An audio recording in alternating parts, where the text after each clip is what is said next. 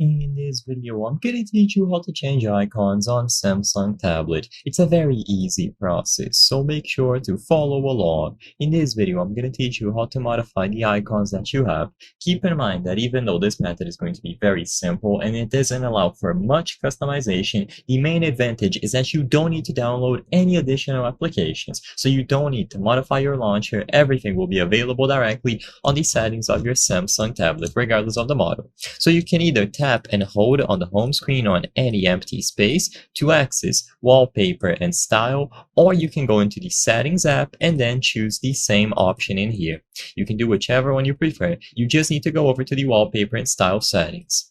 Immediately upon going there, you will be able to see the current wallpaper that you have for your lock screen and your home screen. And finally, you will find the app icons option when you go to color palette. So the color palette are going to be the common colors used across all applications on your device. So as you can see, there are some examples at the top. All of the icons will be modified accordingly, all of the numbers, all of the bars, and so on. And you can choose from any of them here. You can choose to make one based on your wallpaper or customize every single color.